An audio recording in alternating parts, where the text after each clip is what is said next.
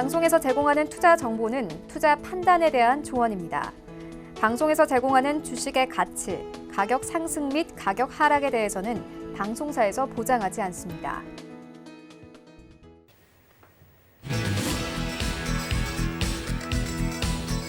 안녕하세요. 베스트 트레이딩맨 거래자들 일부 진행의 이수연, 고지은입니다. 네, 오늘 코스피 코스닥 양시장이 모두 큰 폭의 조정을 받았습니다. 네, 미국의 제약회사가 코로나 치료제 임상시험을 중단한다는 소식 때문에 간밤에 뉴욕 증시가 좀 큰 폭으로 하락하면서 그 영향을 국내 증시도 받은 것으로 보이는데요. 오늘 저희가 레몬하고 오렌지색으로 또 상큼하게 맞춰 입었잖아요. 맞아요. 네, 이렇게 상큼하게 맞춰 입은 만큼 왜 째려보시죠, 위원님? 그게 레몬하고 뭐라고요? 오렌지요. 오렌지하고 레몬? 네. 여기 좀 시청자분들이 좀 축 처져 있으실까봐 시장이 안 좋았으니까요. 네, 저희가 좀 상큼하게 입어봤는데 왜 불만 있으세요? 아니, 시비를 걸고 그러세요. 아, 또 옆에서 반응을 격하게 해주시니까 네. 좋네요. 살아있는 것 장난이고. 같고. 네. 아, 우리 위원님 이제 소개해 주시죠, 오늘. 안녕하세요. 너무 뜬금없이 이렇게 말씀하시니까 좀 당황스럽네요. 제가 너무 웃겨가지고 죄송해요. 얼굴이 오늘- 푹 잔 얼굴이세요, 위원님. 잠을 못 자는 얼굴이죠. 오늘 피곤하시겠어요. 시장 얘기해야 될 것 아, 같아요. 네, 알겠습니다. 네. 시장이 좀 밀렸어요. 밀렸는데 뭐 큰 폭의 하락은 아니었던 것 같아요. 다만 이제 많이 올랐어요. 9월 하순경에 저점을 찍고 추석 연휴가 지나고 나서 계속 올라갔었죠. 그리고 난 이 피로도가 좀 쌓였던 그런 부분들이라 어느 정도 뭐 괜찮지 않을까 싶어요. 다만 이제 수급 부재 이 부분들이 가장 걱정해야 될 그런 부분들이 아닌가 싶고요. 여전히 뭐 지수는 박스권형일 거예요. 그렇기 때문에 많이 빠지면 다시 회귀하는 그런 모습들을 좀 보일 거니까 너무 그게 크게 걱정을 하거나 그럴 필요성은 없지 않을까 싶습니다. 많이 빠진 만큼 또 회귀할 수 있다고 하니까 여러분들이 이 기회를 포착해서 또 든든하게 전략들 오늘 챙겨가시면 좋겠습니다. 네, 그리고 제 옆에 계신 박원재 위원님께도 좀 여쭤봐야 될 것 같습니다. 위원님, 일단 어서 오세요. 안녕하세요. 네, 위원님께서는 오늘 시장 많은 분들이 좀 힘들어 하시던데 오늘 시장 어떻게 보셨을까요? 조금씩 힘들어서 9월 달부터 재미가 없어요. 네, 일단 재미가 없대요. 일단은 시황을 바라볼 때는 시장에 영향 미친 팩트, 그 본질을 보는 게 좀 중요합니다. 네. 9월 달에 미국 시장이 제법 밀렸죠. 한 10% 남짓 나스닥이. 네네. 왜 밀렸는지 기억하세요? 그때 9월부터요? 네. 9월에 어떤 일이 있었죠? 위원님? 그렇죠. 기억이 안 나요. 보통 우리가 그 순간순간 넘어가면 불과 보름 전 일도 기억이 안 납니다. 그러니까요. 아마 9월 달에 밀렸었던 게 뭐 추가 부양책 합의가 되네 안 되네 뭐 이래가지고 그거 우려에다가 뭐 그 백신이 뭐 나온다 그랬는데 이게 또 되네 안 되네 이런 얘기가 맞아요. 있었어요. 네네, 그런데 기억나네요. 올라올 땐 왜 올라오는지 기억나세요? 그것도 기억 안 나요. 부양책 합의 기대감으로. 어차피 부양책은 대선 끝나고 한다. 어차피 할 거 뭘 걱정하느냐. 그리고 백신도 나온다. 그래서 올랐죠. 맞아요. 자, 어제 왜 빠졌죠? 어제 왜 빠졌을까요? 미국 시장? 미국 시장이 네. 코로나 치료제 뭐 임상 중단. 네, 임상 중단한다. 머리에서도 빠졌죠. 네. 시황이라는 건 이렇게 이제 갖다 붙이는 거예요. 그래서 시황을 빼고 이제 냉정하게 팩트를 보면은 부양책은 할 거예요.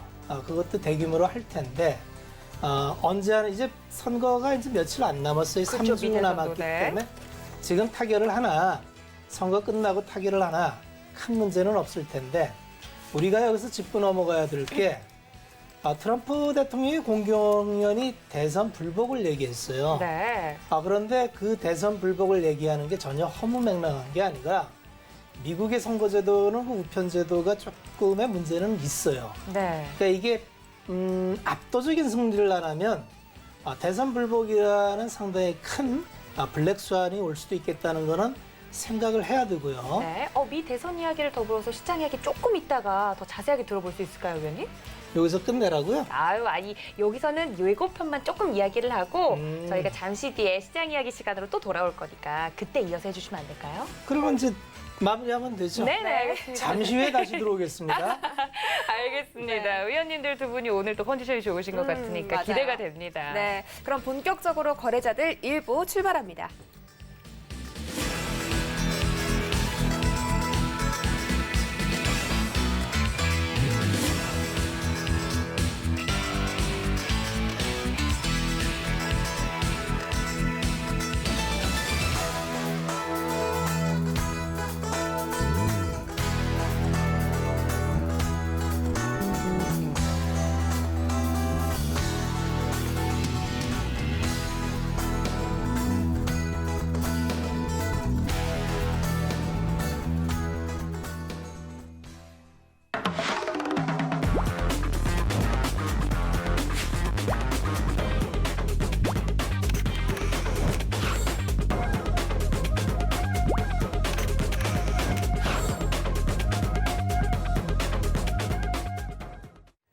네, 오늘도 본격적으로 시작하기에 앞서서 시장 정리부터 짚고 넘어가 봐야 할 것 같습니다. 양 시장이 모두 좀 큰 폭의 조정을 받았기 때문에 우리 투자자분들께서 걱정이 크신 하루였을 것 같습니다. 외국인과 기관의 동반 매도세가 양대 시장에서 모두 나왔는데 외국인들이 또 전기전자 업종들은 순매수를 계속 해주고 있더라고요. 이런 시장은 어떻게 보셨을까요? 네. 글쎄요라고 하지 마시고 어떻게 보셨어요? 어떻게 봤을까요? 일단 뭐 IT 섹터를 살 수밖에는 없었을 거예요. 왜냐하면 이게 네. 삼성전자하고 SK 하이닉스 이 자체에 대한 기대감들이 좀 있는 상황들이었었고요. 그렇기 때문에 뭐 외국인들이 좀 IT 쪽에 매수를 해주는 그런 모습들을 좀 보였는데 네. 우선 오늘 왜 빠졌을까 그 부분들을 좀 보면 네. 많이 올랐으니까 빠진 거예요. 많이 올라갔으니까 빠진 그런 부분들이고 여전히 시장에 있어서는 박스권역으로 진행되는 그런 부분들이에요. 결국 뭐 조정을 받았던 그런 이유들은 그냥 단순하게 좀 생각을 하시면 좀 좋을 것 같아요. 어제 오픈맨에서도 좀 말씀을 드렸었고 갭상승 출발하면 따라가지 말자라는 말씀을 좀 드렸었고 추격 매수하면 물린다까지 좀 말씀을 드렸었기 때문에 그렇다는 얘기는 이제 조정을 좀 더 내려올 수 있는 그런 부분들이 좀 있지 않을까라는 좀 판단이 되거든요.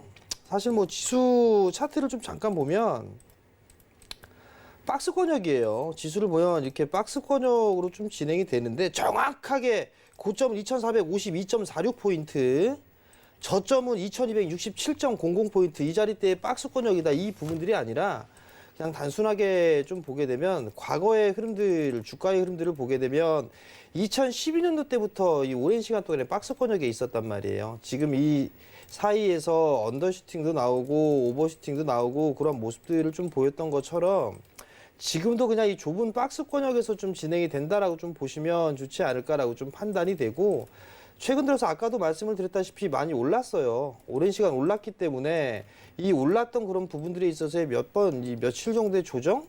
이 부분들은 긍정적으로 좀 봐도 좋지 않을까 싶어요. 다만 한 가지 우려가 되는 그런 부분들은 상승에 따른 차익 매물이 좀 나와주고 있는 그런 사항들인데 거기에서 이제 한 가지를 더 생각을 해봐야 되겠죠.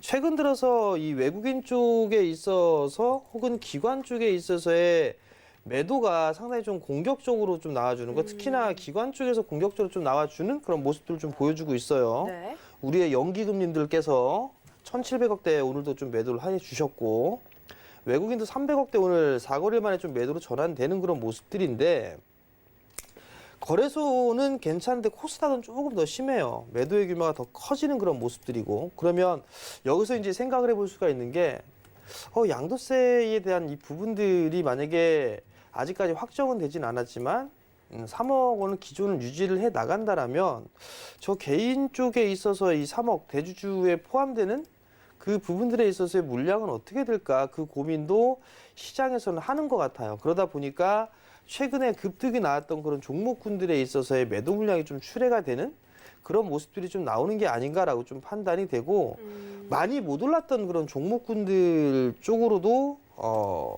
매수세가 좀 들어오는 그런 모습들을 좀 보이는 게 아닌가 싶거든요. 결국은 시장이 좀 어떻게 보면 9월달, 8월달 시장하고는 좀 다른 그런 모습들이 좀 나와주고 있는데 이게 10월달까지 뭐 유지가 됐다가 11월달은 좀 괜찮을 거다 뭐 이런 전망들도 있는데 저는 올 연말까지도 아마 이러한 모습들은 좀 더 이어질 가능성이 좀 높지 않을까라고 좀 판단이 되거든요. 그렇기 네. 때문에 많이 올라가 있는 그런 종목군들 따라 들어가지 마세요. 따라 들어가지 마시고 그리고 많이 빠졌다라고 해서 손절을 하거나 그럴 필요성은 좀 없지 않을까라고 좀 판단이 되거든요. 네. 그렇기 때문에 대표적으로 보게 되면 오늘 같은 경우 5G 종목군들이 좀 밀렸다가 올라갔단 말이에요. 거의 그냥 그 5G 쪽하고 2차전지 쪽처럼 그렇게 박스권으로 좀 진행된다라고 좀 생각하시면 좋을 것 같아요. 많이 빠졌다 싶으면 좀 더 되돌려 놓고 그리고 나서 이제 좀 횡보해 주다가 그런 식으로 좀 계속 과정을 좀 돌아가는 그런 모습들을 좀 보이지 않을까라고 좀 판단이 됩니다. 5G나 2차전지 섹터군은 정말 많은 전문가분들께서 계속해서 그동안 정말 많은 조정을 받았던 섹터군이고 네. 또 이 기저효과로 인해서 다시 또 올라올 것이다라고 그쵸. 말씀해 주시는데 이런 부분에도 동의를 하시는 건가요, 위원님? 그럴 수밖에 없을 거예요. 왜냐하면 이게 대체적으로 보게 되면 보통 저는 판단을 할 때 대기업 쪽에 있어서의 실적이라든가 그런 부분도 좀 보거든요. 그러면 삼성 같은 경우 실적이 서프라이즈가 좀 나왔단 말이에요. 그렇죠, 3분기에. 근데 이제 그 이유를 좀 보게 되면 비메모리 쪽도 괜찮았었고 반도체 쪽 괜찮았고 이제 스마트폰 쪽도 괜찮았었단 말이에요. 그러면 이들 기업들 중에 못 올랐던 쪽 비메모리 쪽은 좀 올랐었고 반도체 쪽은 못 올랐어요. 비메모리 쪽은 조금 올랐다가 말았고 그 이외에 스마트폰에 관련돼 있는 그런 기업들까지도 일단 못 올랐던 그런 모습들이 있거든요. 그러면 그들 기업들이 나중엔 좀 좋아지지 않을까라고 좀 판단이 되고 5G 쪽에 있어서 삼성 쪽에서 수주를 좀 받은 부분들이 좀 있어요. 그리고 국내 쪽뿐만 아니라 세계적인 트렌드로 좀 볼 수가 있는 그런 사항들이거든요. 물론 국내에서만 딱 국한돼서 해버리게 된다면 큰 부분들은 없을 거예요. 근데 전 세계적으로 해야 될 그런 부분들이고 거기에 따라서 이 장비사들 같은 경우에 수혜는 좀 충분히 가능하다라는 것. 숫자가 올해 찍히는 것보다 더 많이 찍힐 수가 있는 그런 부분들이기 때문에 추가적인 상승은 나올 거예요. 나올 거지만 이제 옛날처럼 뭐 여기에서 올라서 뭐 100% 이상 올라가고 그럴지는 좀 지켜봐야 되겠지만 아직까지도 여전히 기대감을 갖고 있는 그런 섹터는 맞다. 다만 가격적으로 좀 너무 많이 올랐던 그런 부분들이 있고 상대적으로 좀 싸다라고 평가가 되고 있는 그런 종목군들이 있으니까 네. 그들이 좀 순환매가 나오는 거다. 그렇게 좀 생각하면 좋을 것 같아요. 알겠습니다. 뭐 5G나 2차 전지는 그동안에 너무 많이 올랐었기 때문에 조정이 좀 당연한 것이고 그래도 지금 조정 후에 또 다시 한번 반등세가 나올 수 있다고 예상하고 계시니까 보유주 분들께서는 좀 안심하고 계셔도 좋을 것 같고요. 또 이렇게 아직까지도 저가 매수가 유효한 그런 종목들이 있다고 합니다. 이런 종목군들 궁금하신 분들은 노란톡에 들어오시면 되겠습니다. 우리 또 정재훈 의원님께서 노란톡방에서 멘탈까지 또 잡아주고 계시잖아요. 네. 노란톡 검색창에다가 서울경제 정재훈이라고 검색하고 들어오셔서 종목에 대한 이야기, 시장에 대한 이야기부터 주식하는 멘탈 잡는 법까지 여러분들이 캐치해 가시면 좋겠습니다. 네, 박원재 위원님께도 여쭤봐야 될 것 같은데요. 아까 오프닝 할 때 시장에 대해서 쭉 있었던 일들을 좀 이야기를 해주셨어요. 뭐 정재훈 위원님도 이야기를 해주셨지만 8, 9월 달과는 또 다른 장이 펼쳐지고 있기 때문에 늘 시장에 약간 흐름을 타야 된다 이런 이야기 많이 해주시잖아요. 그렇죠. 네, 10월 시장은 전반적으로 좀 어떤지. 한 해 마무리를 일찍 들어가는 것 같아요. 올해 정말 3월 위기 이후에 거침없이 올라갔어요. 코스닥 지수가 100% 올라온 거니까 이런 경험은 쉽게 할 수 있는 경험이 아니죠. 뜯어볼게요. 올해 이렇게 강력하게 올라왔던 이유는 누가 뭐라 해도 동학개미죠. 그렇죠. 개인의 매수세가 들어왔는데 올해 물경 57조가 들어왔습니다. 그런데 대한민국 시장이 아주 고약한 게 있어요. 시장이 단절이 돼요.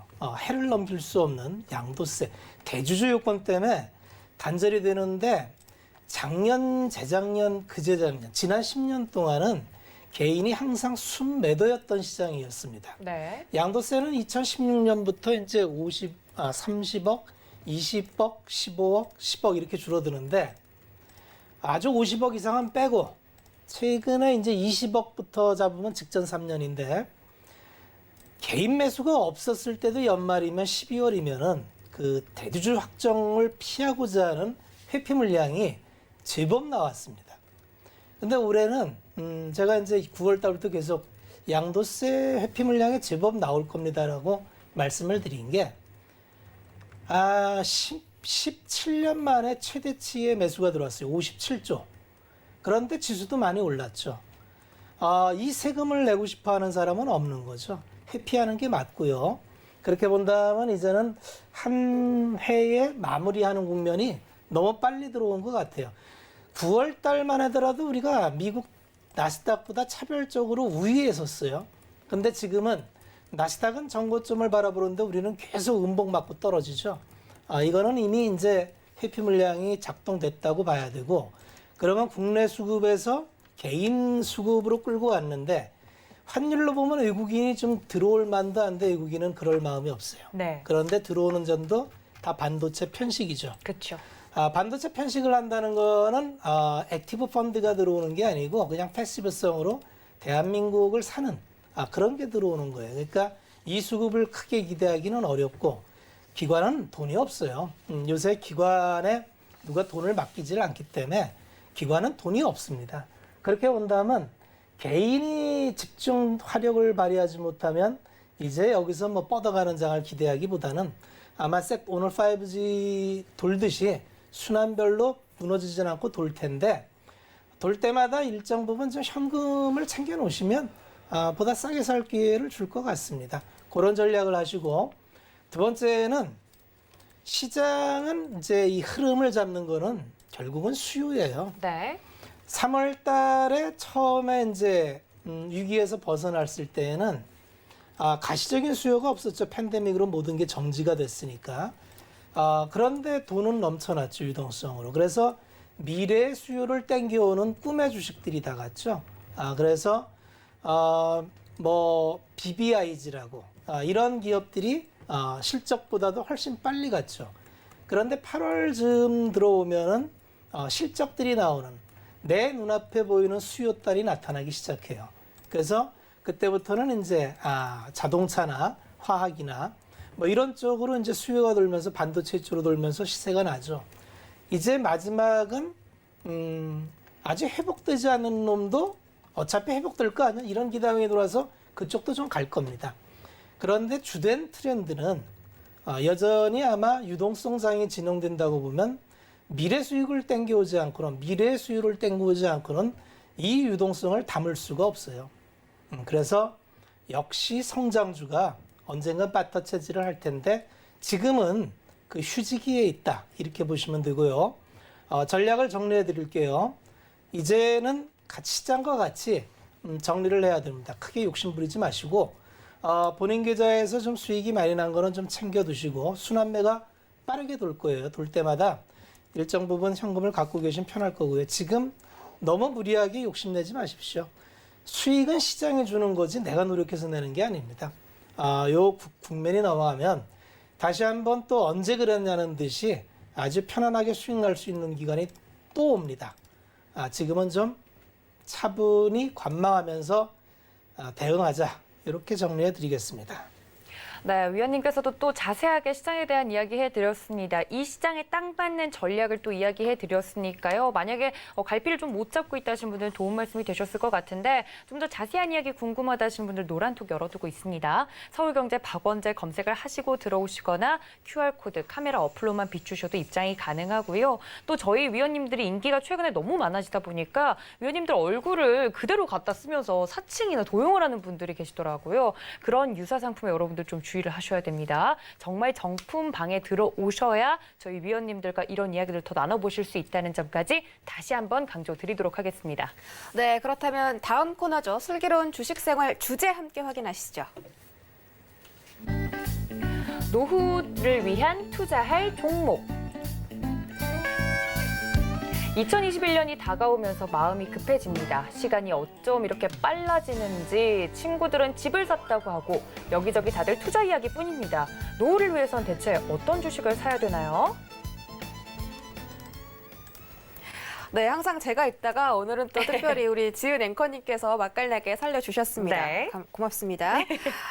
일단 오늘 주제도 역시 노후를 위한 투자 종목입니다. 우리 정재훈 의원님께서는 주식으로 노후 준비 좀 하고 계세요?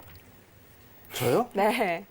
네, 주식으로 노후 준비를 열심히 하고 있습니다. 오, 여기 또 주식으로 노후 준비가 가능한가 봐요. 그러니까요. 위원님께서 하시는 걸 보니까 어. 어떻게 해야 돼요, 위원님? 열심히 해야죠. 열심히? 부지런히. 우리 박원재 의원님 부지런히 열심히 하고 계세요? 그럼요. 그러면 오늘 두 분의 의원님이 이 주식으로 또 노후 준비하고 계시다니까 어떻게 하면 어떤 종목으로 노후 준비할 수 있는지 우리 정 의원님의 종목 힌트 먼저 들어보도록 하겠습니다. 알려주시죠. 이 회사를 투자 포인트를 좀 보게 되면은요. 네.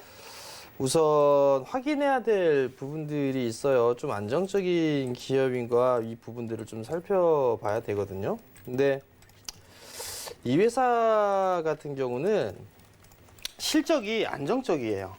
실적이 안정적인 실적이 좀 나와주고 있고요. 올해도 아마 괜찮을 거예요. 코로나 이슈가 터지고 난 이후에 상당히 좀 많은 대부분의 기업들이 안 좋았었죠. 실적이 좀 주춤해주는 그런 모습을 좀 보였는데 이 회사는 작년하고 별반 차이가 없었어요. 그만큼 이제 이 코로나 이슈를 좀 잘 헤쳐나갔다라고 좀 보시면 좋을 것 같고요. 두 번째 부분들은 배당이 좀 안정적이에요. 기본적인 이 은행 이자보다는 지금 사이 한 2배 정도는 되는 것 같아요. 그 정도의 배당은 좀 나와줄 수 있는 그런 기업이에요. 그리고 좀 우량한 그런 기업이다라고 좀 생각을 하시면 좋을 것 같고요. 이게 개인 투자자들만 매수를 하느냐, 혹은 누가 매수를 하느냐 그 부분들을 좀 살펴봐야 되는데 이번 한 달 동안 외국인들이 130만 주 정도 좀 매수를 했어요. 그리고 기관 쪽에서 51만 주 정도 매수를 해주고 있는 그런 상황들이고, 그리고 주가에 대한 수준을 좀 보게 되면 못 올랐어요. 바닥권역에 있는 그런 상황이에요. 그런 상황이고 추가적인 상승 뭐 충분히 좀 가능하지 않을까라고 좀 판단이 되거든요. 그렇기 때문에 이러한 종목군들은 좀 꾸준하게 관심 있게 좀 봐도 좋지 않을까 뭐 그런 판단이 좀 돼서 이 종목 좀 가지고 나왔습니다. 딱 노후 대비에 알맞는 종목인 것 같습니다. 안정적인 실적과 안정적인 배당, 그리고 한 달 동안 외국인과 기관이 계속해서 집중적으로 매수하고 있기 때문에 여러분들이 좀 눈여겨보시면 좋을 종목 같은데 이 종목이 어떤 종목인지는 잠시 뒤 2부에 공개되니까 2부까지 끝까지 시청해 주시기 바랄게요. 네, 그럼 박원자 위원님의 종목도 이야기를 좀 들어봐야겠죠. 주식으로 노후 준비가 가능하다고 하니까 많은 분들이 주식에 대한 관심도가 확실히 높아졌구나 이런 생각이 들긴 하더라고요. 맞아요. 오늘 준비해 주신 종목 힌트 바로 들어볼까요? 저는 맨날 제목 보면 다 나와요. 휴대폰하고 자동차 같이 이렇게 뻗어나가는데 최근에 미중 무역 분쟁 때문에 이제 화웨이라는 회사가 네. 항상 글로벌 점유율이 애플과 삼성전자와 화웨이가 엎치락뒤치락하면서 1, 2위를 다퉜던 기업인데 내년도 전망이 쫄짝 망해요. 2억 4천만 대 판매하던 걸 뭐 한 5천만 대 언더로까지 추정을 하니까 이 사업이라는 건 누가 죽으면 누가 먹죠. 그렇죠. 그 먹는 거는 기회입니다. 그 기회를 잡을 수 있는 기업이고요. 그런데 이제 스마트폰이 요새 점점 카메라 개수가 늘어나죠. 그렇죠. 전면에 4개, 후면에 뭐 6개, 5개, 6개. 뭐 그래서 뭐 7개 뭐 이렇게 들어가요. 그런 거 들어가는 거 더불어서 이제 차에도 점점 들어가죠. 그렇죠. 차에도 이제 기본 옵션으로 들어가다 자율주행하면 더 들어갈 거고요. 그래서 자연스럽게 업장이 확장되는 부분에 있고 또 뭐 지문인식 모듈 탑재도 하고 전장 부품까지 이렇게 확대되는 화웨이가 이제 무너지는 수혜를 가까운 신뢰의 수혜를 받을 수 있을 것 같아서 오늘은 이 업체를 하나 갖고 와봤습니다. 알겠습니다. 저희 박원자 위원님께서 준비해 주신 종목 여러분들 어떤 종목일지 댓글창에서 요즘 활발하게 위원님들께서 준비해 주신 종목에 대해서 막 퀴즈 하듯이 금방 하실 거예요. 맞추시는 분들이 많으시더라고요. 네 글자인가요, 위원님? 맞아요. 또 이렇게 매번 맞춰주시는 시청자분께서 땡땡땡땡이라고 말씀해 주시는 그러니까요. 맞는 것 같아요. 그러니까요. 저는 못 본 척 하겠습니다. 네, 여러분들 종목에 대해서 궁금하신 분들은요. 저희 2부에서 본격적으로 또 설명을 해드릴 예정이니까 2부까지 많은 시청 부탁드릴게요. 네, 그럼 저희는 다음 코너 트레이딩 Q&A 시간으로 넘어가 보시죠.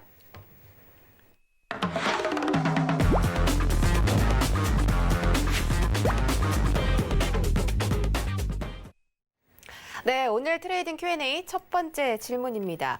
2021년 트렌드 코리아 동학개미부터 파이어족까지란 질문입니다. 2020년이 얼마 남지 않았잖아요. 네. 그래서 우리 서울경제 시청하시는 시청자분들께서는 2020년을 준비하는 게 아니라 2021년까지 좀 내다보면서 준비할 수 있도록 저희가 좀 특별한 질문을 오늘 준비를 해봤는데 요즘에는 커피값을 아껴서 주식을 산다고 하잖아요. 맞아요. 정말 많은 분들께서 주식에 새롭게 입문하셨습니다. 우리 지은앵커님 주변에도 좀 주식 새롭게 입문하신 분들 많이 계세요? 네, 저도 뭐 경제방송에 있다고 하면은 뭐 그 전에는 반응이 어땠는지 모르겠는데 네. 주식에 대해서 그렇게 그냥 일반 회사원분들도 많이 여쭤보고요. 하다못해 부모님 세대뿐만 아니라 뭐 젊은 친구들도 맞아요. 주식 어떻게 해야 되냐고 저한테 맞아요. 물어보더라고요. 여러분, 일부 네. 끝에 상암동 주린이 코너가 준비가 되어 있으니까 이렇게 홍보하시는 거예요? 우리 주식 초보 여러분들은 네. 상암동 주린이까지 꼭 잘 챙겨보시길 바랍니다. 네, 저도 주변에 정말 어린 친구들, 뭐 대학생까지 맞아요. 주식을 새롭게 시작하면서 뭐 삼성전자부터 이렇게 매수를 했다. 이런 소식들이 많이 들려오고 있거든요. 지금 2021년에 이렇게 걸맞는 그 단어들이 지금 몇 가지가 준비가 되어 있는데 첫 번째 단어가 브이노믹스라고 바이러스와 이코노믹스가 합쳐진 단어라고 합니다. 이 바이러스로 인해서 새로운 경제가 창출이 됐다. 지금 많은 분들께서 이 재택근무나 재택 학교에서 수업받는 걸 그렇죠, 뭐라죠? 예. 그렇죠. 그런 원격 걸- 수업 같은 경우도. 원격 네. 수업 맞아요. 그런 걸 모두 지금 집에서 하고 있기 때문에 죄송해요. 제가 갑자기 생각이 안 났어요. 그렇게 하면서 이제 재택이라는 자체가 트렌드가 되면서 맞아요. 회사에 나갈 필요가 없어졌습니다. 그렇게 하면서 또 새롭게 창출되는 문화들이 새로 있을 것이고 여러 가지 그로 인해서 창출되는 제2의 경제 이런 것들이 또 지금 활발하게 주식시장에 이루어지고 있잖아요. 네, 맞습니다. 이제 코로나19 이전으로는 돌아갈 수 없겠다. 네. 이런 이야기들이 좀 나오면서 앞으로 2021년은 어떻게 좀 대비를 해야 되냐 이런 질문들을 많이들 하세요. 그래서 저희 위원님들께 2021년을 좀 이끌어갈 만한 키워드들을 좀 점지해 주십사고 여쭤보고 싶은데 네. 왜냐하면 2020년은 코로나 때문에 잃어버린 2020년이라고도 이야기를 하더라고요. 그런데 누군가한테는 또 이 위기가 기회로 작용한 경우도 있잖아요. 많죠. 그럼요. 시젠 같은 경우는 코로나19를 오히려 위기를 기회로 삼아서 큰 네. 기업이기도 하니까. 그리고 뭐 원격 업체들 굉장히 많잖아요. 그럼요. 준비디오 같은 경우 실적이 엄청난 어닝 서프라이즈가 발표가 되면서 주가 상승도 너무 좋았고 뭐 아마존, 넷플릭스 정말 많은 그 원격 업체들 그리고 언택트 수혜주들 그럼요. 엄청났잖아요. 주가 상승. 우리 위원님 계속해서 말을 좀 길게 해달라고 하시는데 저희 충분히 길게 네. 한 것 같은데. 할 말, 2021년. 질문 대답 좀 해주세요 이제. 글쎄요. 글쎄요. 이게 뭐 내년도의 트렌드를 뭐 예상하고 그런 부분들은 좋은데요. 네. 사실 이게 저는 솔직히 내일 당장에 무슨 일이 일어날지도 모르는데 그런 부분들을 예상을 한다? 뭐 물론 예상을 할 수는 있을 거예요. 근데 이제 가장 정말 좋은 거는 커피값을 아껴서 주식을 사겠다? 뭐 이런 얘기들도 있고 그건 네. 상당히 좀 좋은 것 같아요. 원래 그런 부분들이 있거든요. 이게 주식을 하다 보면 아마 이게 주린이 분들이 주식을 하다 보면 단기로 이렇게 수익을 조금 내고서 이게 수익이 났으면 그걸로 또 기분이 좋아서 그걸 또 쓰는 사람들이 있어요. 기분이야 내가 점심 쏠게 뭐 이러면서 쏘는 부분들이 있거든요. 밥값 벌었다 네. 이렇게. 그거를 해서 이제 쏘고 그럼 다음 날 단타 쳐갖고 손실 나면 그 돈을 다시 받을 건가? 그건 아니잖아요, 그죠? 근데 이게 원래 부자는 자산을 사요. 부자는 자산을 사고 가난한 사람은 물건을 사거든요. 아 이거 좀 명언인데요. 근데 이게 와닿네요. 수익이 난 그런 부분들에 있어 그걸 정말 막 이렇게 써버리는 게 아니라 그걸로 재투자를 하고 하는 그런 부분들이 더 좋다고 봐요 개인적으로. 근데 이제 여기서 이제 커피값을 아껴서 주식을 산다? 네. 그건 정말 좋은 현상인 것 같아요. 커피 한 잔을 마셔도 뭐 거의 뭐 6, 7천 원 이상씩 다 하니까. 맞아요. 그죠? 그럼 그 부분들을 아껴서 주식을 산다라는 것들은 상당히 좀 좋은 그런 부분들인데 사실 이런 얘기 또 이렇게 바뀌어서 갈 수가 있는데 이러한 트렌드 자체가 뭐 코로나라든가 이런 부분들이 만들어낸 그런 현상인 부분들도 있지만 정부가 이렇게 만들지 않았나라는 생각도 저는 하고 있어요, 솔직히. 젊은 사람들이 지금 현재 30대 이제 사회생활 갓 진출한 20대 후반에서 30대의 직장인보다 사회 초년생들이 할 수 있는 재테크 수단을 없어요, 수단이. 그렇죠. 솔직히 맞아요. 말씀을 드리면 부동산 다 막아놨죠. 금리는 뭐 제로 금리죠. 네. 그럼 할 게 없거든요. 할 게 없다 보니까 주식으로 들어간 건데 다만 이제 걱정이 되는 그런 부분들은 너무나 시장이 과거에 이제 하반기 때 상반기부터 이제 4월 달부터 2분기 때부터 3분기 중반 때까지 상당히 좀 좋았었는데 그 상황에 도취돼 있는 상태에서 계속 지금 시장을 바라보게 된다라면 아마 그만큼 좀 충격도 클 거예요. 고민도 좀 많을 거고. 그렇기 때문에 뭐 수익이 조금 낮다라고 해서 그거를 그냥 써버리고 인출해버리고 그런 부분들보다도 그거를 다시 재활용을 해서 재투자를 하고 하는 그런 방법이 좀 중요하지 않나라고 좀 판단이 되고요.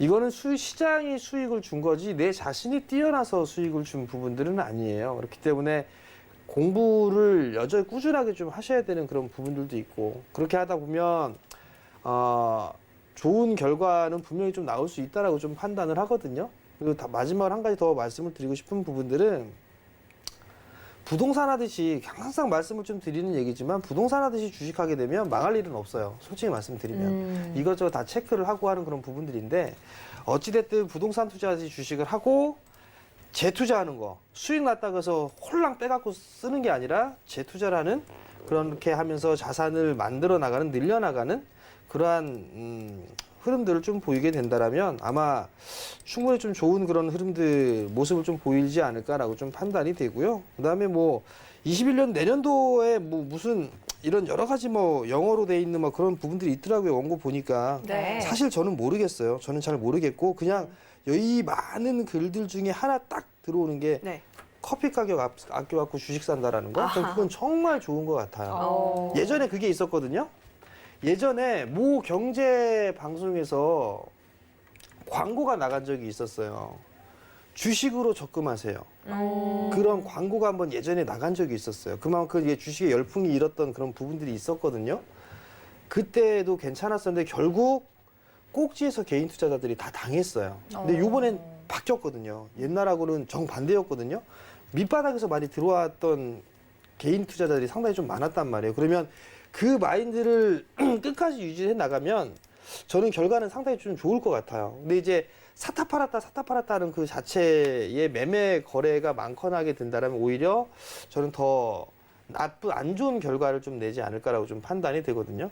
적금으로 아니 주식으로 적금하세요. 상당히 좀 좋지 않을까라는 생각을 합니다, 여전히. 샀다 팔았다 하는 게 아니라 그러면 한 종목을 좀 사고 오랫동안 장기적으로 보유하면 더 큰 수익을 날 수 있다는 말씀이시죠? 이게 복리의 개념이에요, 사실. 주식은 복리의 개념이기 때문에 저는 오히려 더 좋다라고 보고 있고 아마 이 양도세에 대한 이 세제 혜택이라든가 이게 그 양도세에 대한 그런 부분도 분명히 바뀔 거예요. 바뀔 거지만 여기 추가적으로 더 보게 되면 장기 투자를 한 사람들에게 있어서는 세제 혜택을 분명히 줘야 된다고 생각을 해요.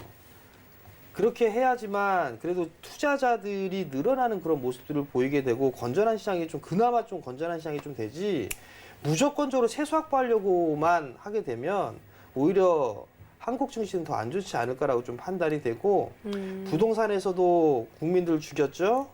주식에도 또 죽일 거예요. 그 행태 그대로만 한다면 그렇기 때문에 뭔가 세제적인 혜택을 좀 마련해 줘야 된다라는 거 양도세에 대한 부분들 똥꼬집 부릴 게 아니라 그 이해를 해야 된다고 저는 생각을 해요. 다시 한번 말씀드리기 또 양도세로 또 넘어갔는데 갑자기 또 승질나네 또. 3억에 대한 기준이 뭐냐? 난 그게 묻고 싶어요. 3억에 대한 기준. 알겠습니다. 그러니까 뭐 당장에 눈앞에 있는 세수 확보를 하는 것보다 오히려 세제 혜택에 대한 그런 좀 혜택을 우리 정부가 이 투자자분들께 들으면 오히려 더 건전한 주식시장이 형성될 수 있다라는 게 우리 위원님의 의견인 것으로 정리를 해보도록 하겠습니다. 알겠습니다. 뭐 워낙에 정말 말씀해 주신 것처럼 한 치 앞도 모르는 게 또 맞아요. 우리 주식시장이기도 하고 앞으로 뭐 내일 일도 어떻게 될지 모르는데 또 내년을 어떻게 점쳐보겠어요. 그런데 이제 이미 일어났던 일들을 토대로 좀 여러 가지 키워드들이 나오고 있는 건 사실입니다. 박원재 의원님도 시장에 대해 하실 말씀 많으실 것 같은데. 많죠. 많은데 이제 간단하게 정리를 해드리죠, 뭐. 이 트렌드라는 책을 제가 본 적은 없어요. 그런데 이제 자본주의 퀴즈가 몰려오고 주식에 대한 관심이 많다. 네. 이게 꼭 좋은 일이냐? 제가 볼 때는 사회 현상으로 봅니다. 사람은 행복하게 살기를 누구나 행복 추구를 하죠. 행복하게 살기 위해서는 이제 기본적인 욕구가 해결이 돼야 되는데 대한민국 사회, 특히 요즘 젊은 사람들한테는 좀 잔인합니다. 기본적으로 결혼을 할 수가 없어요. 그렇죠. 결혼을 할 수 없는 가장 주된 이유는 목적 자금이 안 맞아요. 결혼 자금 모으는 것만. 결혼 자금을 하려면 뭐 당장 주거비를 해결을 해야 되는데 네. 사실 우리 사회 시작할 때만 해도 입사하면은 결혼하면 됐어요. 왜냐면 회사에서 복지기금으로 전세자금 대출을 해주니까 그 전세자금 뭐 한 2, 3천만 원 대출 받으면 그냥 뭐 웬만한 전셋집 살았어요. 잠실 그 5단지 옛날 저층에 있을 때 네네. 거기 전세값이 한 3,500 했었어요. 어. 네, 그래서 뭐 그렇게 다들 결혼 생활을 하고 이제 직장 생활 하면서 뿌려갖고 미국 같은 경우도 이제 렌트 개념이 그렇게 장기 렌트를 하고 그냥 급여 월급 타서 이렇게 렌트비 내는 형태니까 그래서 사회 구성원들이 사회 출발하면서 그렇게 뭐 급박한 마음이 없는데 지금은 이제 집값 자체가 어떻게 내가 웬만큼 좋은 직장에 들어가도 집을 산다는 계획을 엄두를 못 세우기는 내죠. 안 네. 되죠. 이거는 뭐 순전히 기성세대가 정책을 잘못 편개기 때문에 이렇게 잔인한 사회를 만들어준 건 책임이 있다. 그렇게 봐야 되고 두 번째는 그래서 이제 젊은이들이 이제 아주 자연스럽게 주택 아파트 가격 최근에 폭등하는 걸 보고 다들 마음이 쫓길 거예요. 그렇죠. 그러니까 절박한 마음으로 이제 남은 게 주식 시장이니까 들어왔어요. 그래서 커피 값을 아껴서 주식을 사죠. 아름다운 말입니다. 아인슈타인이 얘기했죠. 인류 최대의 발명품은 복리다. 복리를 따라갈 게 없다. 근데 정말 정확히 이해하셔야 되는 게 복리를 누리려면요. 역으로 가면 안 됩니다. 거꾸로 가는 복리는 없어요. 쉽게 얘기해서 손실이 나면 복리는 안 나옵니다. 손실이 나면 복리가 안 나요. 그래서 주식이 위대한 건 복리로 위대했고 워런 버핏도 내가 오늘날 내가 된 거는 복리의 힘 때문이다라고 얘기를 했는데 많은 분들이 주식시장을 들어오다 보니까 제대로 주식은 교육하는 데가 없어요. 그래서 그렇죠. 사사를 한다래죠. 뭐 좀 한다는 사람 옆에 가서 뭐 비법이나 기기를 좀 배우면 잘할 수 있지 않을까. 그렇죠. 제가 한 31년 차 주식시장에 있으면서 단언컨대 주식시장의 비법이나 비기는 없습니다. 그냥 상식적으로 판단을 하세요. 미국 시장이 지난 10년 동안 나스닥이 지수가 10배 올랐습니다. 지수가 10배 올랐다는 건 개별 종목 단으로 가면은 100배 오른 종목이나 1000배 오른 종목도 있다는 거예요. 빅테크 기업이 1000배씩 올랐죠. 테슬라나 애플이나 구글이나. 어마어마하게 올랐죠. 그러면 1000만 원 10년 전에 넣었으면 100억이 돼 있다는 거예요. 이게 자본시장입니다. 자본시장의 위대함은 여기에 있는 거고 국내 시장은 이게 잘 안 돼요. 왜냐하면 시장이 단절되고 글로벌 밸류 체인으로 뻗어나간 시장도 한정돼 있다 보니까 그렇게 뭐 1000배 이렇게 나올 시장은 없지만 그래도 잘 찾아보면 10배짜리는 충분히 나옵니다. 여기서 또 깨알 자랑을 하면 시즌 아까 말씀하셨는데 네. 10만 원대. 제가 방송에서 네. 한 달째 얘기했죠. 시즌은 틀림없이 달라질 겁니다. 그거는 감으로 얘기하는 게 아니라 미래의 트렌드나 기업 분석을 하다 보면 EPS가 반드시 올라갈 수밖에 없는 구조를 갖는 그런 기업을 만납니다. 그러면 누구한테 이거 확인하려고 하지 말고 나를 믿고 가야 돼요.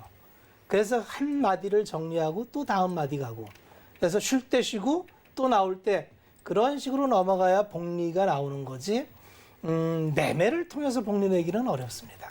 매매는 어차피 투입 자금에 한정이 있어서 다만 젊은 시절에는 또 매매가 빠를 수도 있습니다. 순발력도 있고 또 감각적으로 뛰어난 그런 분들도 있어서 본인이 판단을 하시되 항상 주된 마음은 자본시장은 복리다.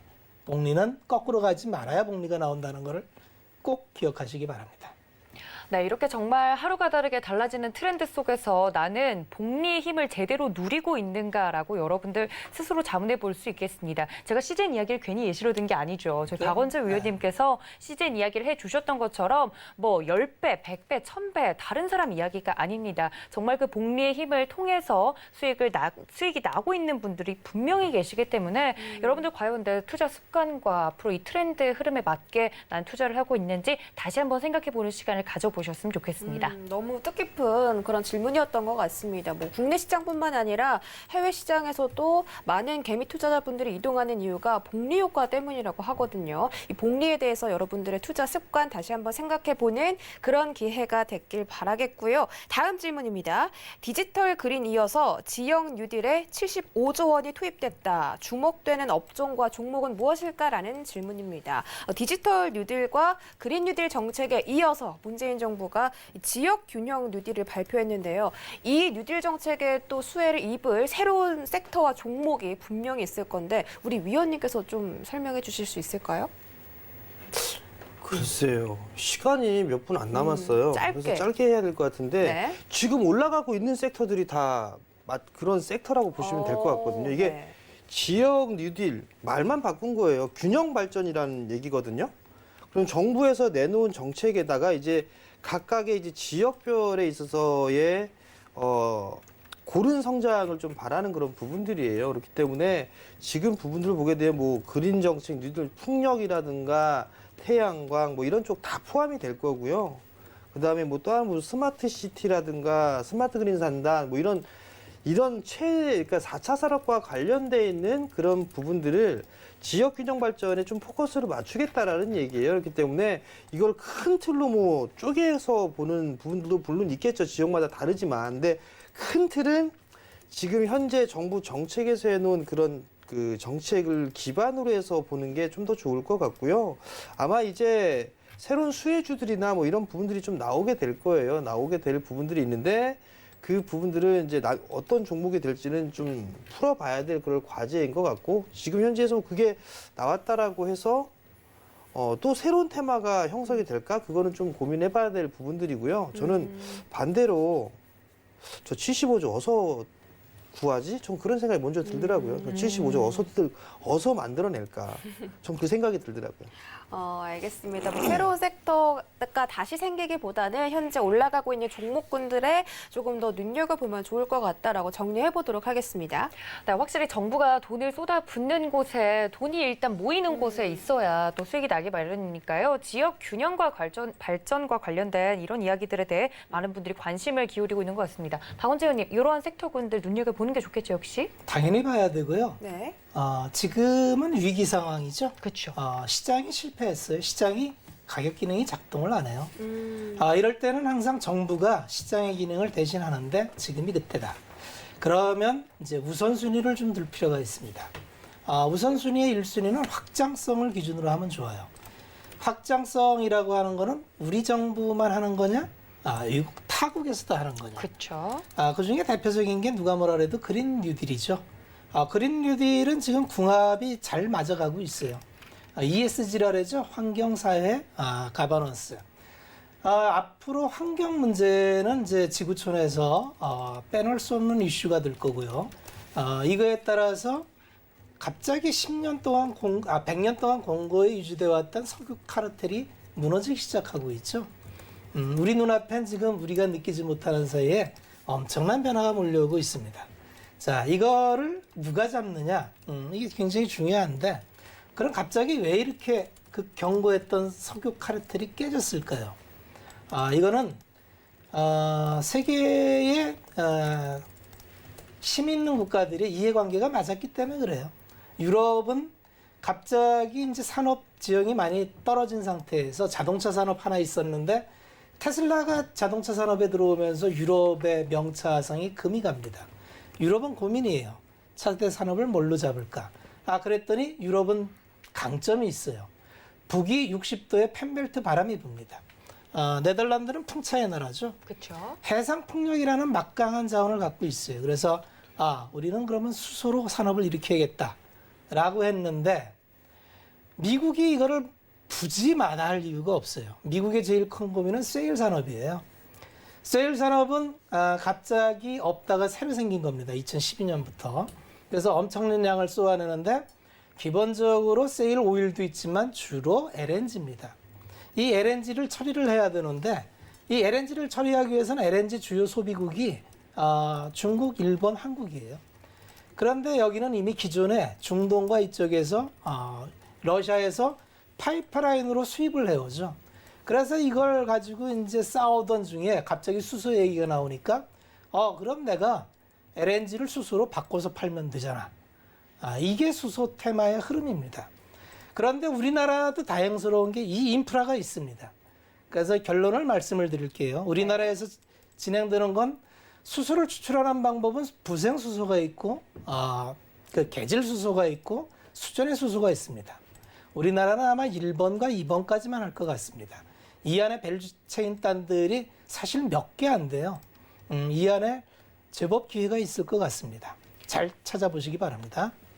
알겠습니다. 관련된 종목들에 대해서 꼭 눈여겨봐야 된다고 말씀드렸으니까 이 점까지 참고 부탁드릴게요. 네, 그렇다면 저희가 또 이번 주부터 야심차게 준비하고 있는 영상 지금 바로 확인하시죠. 상암동 주린이. 안녕하세요. 상암동 주린이 도하나 등장입니다. 여러분은 그런 적 없으세요? 이 기업은 나름 유명하니까 주식시장에 상장되어 있겠지? 하고 검색을 했다가 아직 안 돼 있네? 하고 놀랐던 기억이요. 저는 그런 기억이 종종 있거든요. 우리나라에 있는 모든 기업이 주식시장에 상장되어 있는 건 아니고요. 이 주식시장에 상장되기 위한 유망한 기업들이 지금 줄줄이 기다리고 있습니다. 이 기업들이 주주들을 모으는 방법이 바로 오늘 배울 공모주 청약입니다. 공모주 청약이란 기업이 공개를 통해서 증권시장에 상장되는 경우 일반인으로부터 청약을 받아서 주식을 배정하는 것을 말합니다. 일반 투자자의 공모주 청약을 받아서 증거금만 31조 원을 끌어모았던 SK바이오팜 기억하시나요? 그때도 신기록을 세워서 입이 떡 벌어졌는데 이걸 뛰어넘는 기업들도 줄줄이 나오고 있습니다. 그 첫 번째 주인공이 바로 카카오게임즈. 1억을 내면요, 한 5주 정도를 받을 수 있다고 하는데 58조 원 이상이 몰렸다고 합니다. 아니, 내가 1억이나 투자했는데 고작 5주밖에 못 받다니 경쟁률도 무려 1,500대 1을 기록했다고 해요. 그럼 경쟁에서 떨어진 사람들은 마냥 슬퍼만 하고 있느냐? 아니죠. 세간의 관심을 한껏 받고 있는 다음 타자는 바로 BTS의 소속사죠. 빅히트 엔터테인먼트 기다리고 있습니다. 이 빅히트도 일단 일반 투자자 공모주 청약이 마무리가 됐고요. 코스피 시장에 상장을 앞두고 있는데 난 빅히트는 몰라도 방탄소년단은 알아 하면서 남녀노소 많은 분들이 전화에 불이 나게 청약을 했다고 하더라고요. 최종 증거금은 약 58조 4,200억 원으로 집계됐다고 합니다. 앞으로 상장한 이후에는 이 SK바이오팜과 카카오게임즈처럼 상한가를 대체 몇 번이나 갈지 저는 그게 제일 궁금합니다. 오늘 상암동 주린이에서 준비한 내용은 여기까지입니다. 여러분들 다음 이 시간에 또 만나요.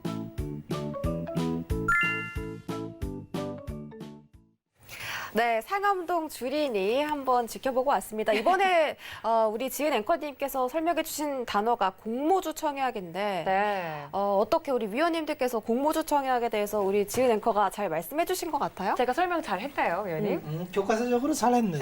교과서적으로 상큼하게 다행입니다. 했잖아요. 우리 위원님 생각은요? 네, 좋은 말씀 해주세요. 좀 길게 해주세요. 잘하셨어요. 아유, 알겠습니다. 네, 앞으로도 상암동 주린이에는 또 많은 우리 주린이 분들을 위한 단어 설명들 준비되어 있으니까 앞으로도 많은 기대 부탁드릴게요. 참고로 본 방송에서 제공해드렸던 정보는 투자 판단에 대한 조언일 뿐 해당 주식의 가치나 수익률을 보장하진 않습니다. 또 베스트 트레이딩맨은 자본시장 통합법까지 준수하고 있습니다. 1:1 투자 상담부터 유사 수신 행위까지 모든 불법 사항들을 엄격하게 금지하고 있다는 점 전해드리면서 저희는 2부로 다시 돌아오겠습니다. 채널 고정!